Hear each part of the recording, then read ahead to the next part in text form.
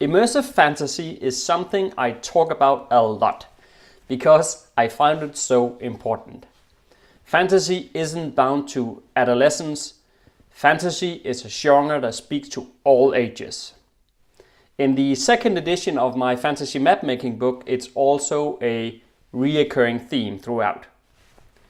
But why is it so important, and how can you make sure to create it when dealing with your own fantasy world? Well, let's get into it.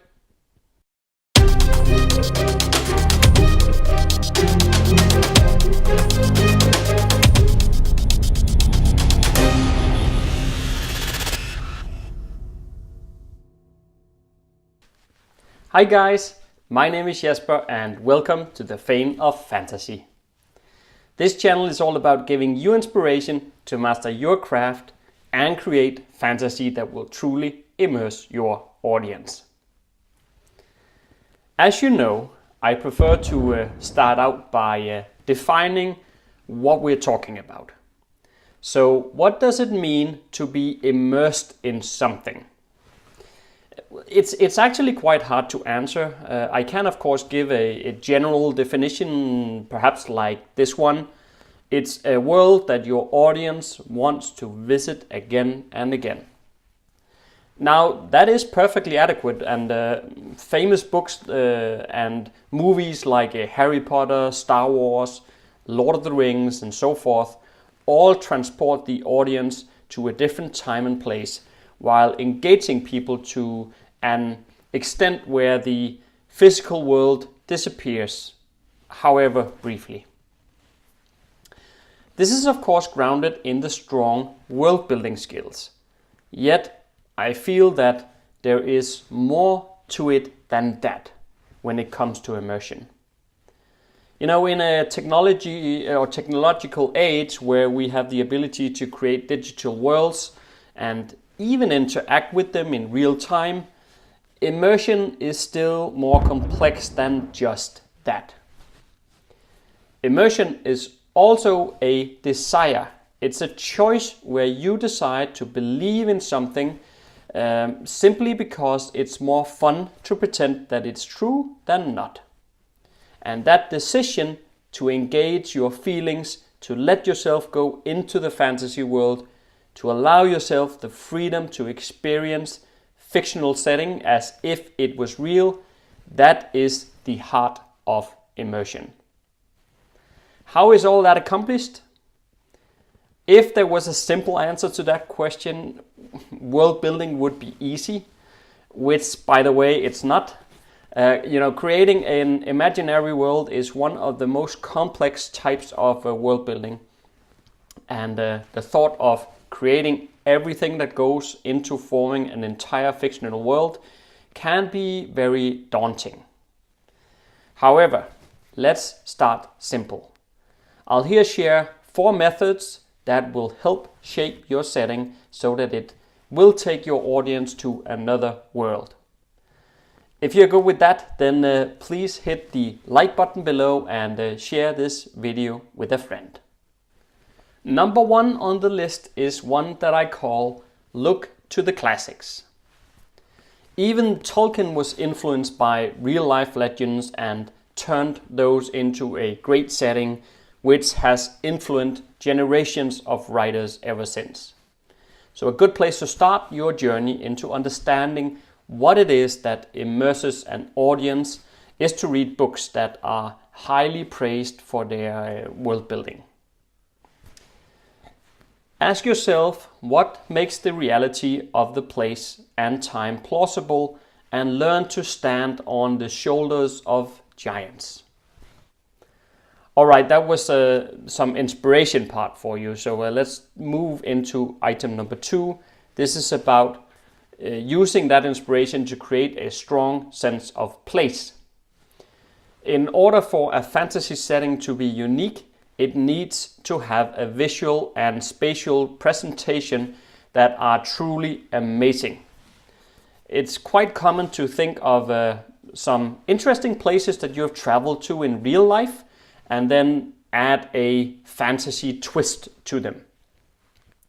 Try to let your imagination run wild and keep questioning yourself to how you can make it better and more interesting every single time that your mind arrives at an idea.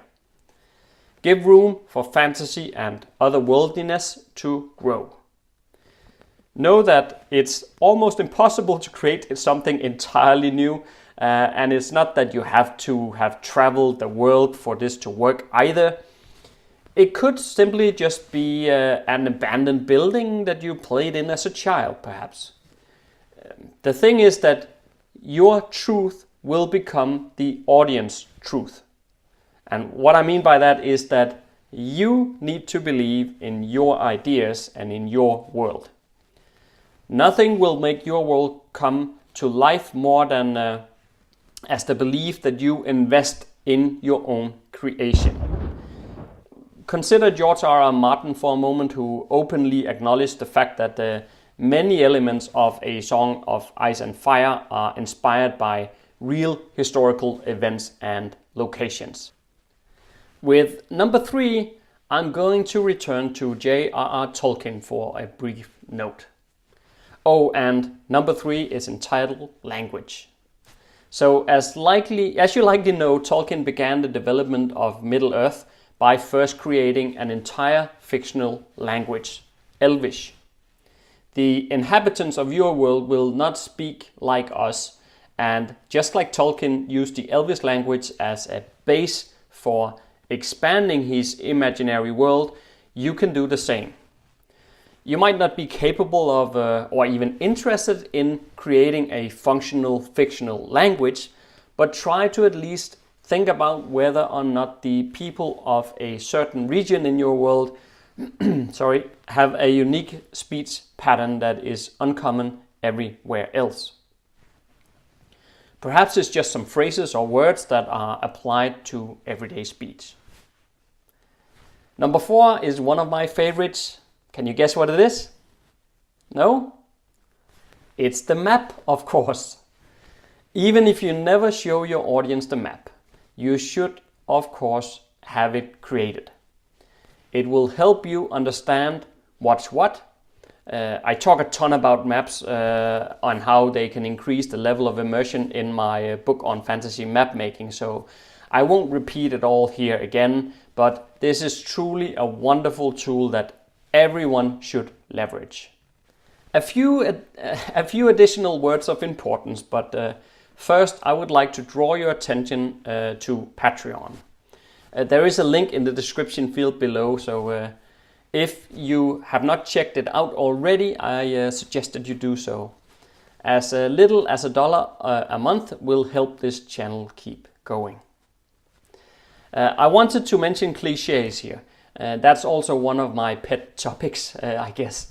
But when it comes to world building, you must avoid cliches at all costs. Your world needs depth to make it unique, and cliches are anything but that. If not, your audience will be taken out of the moment, and that is the opposite of immersion, is it not?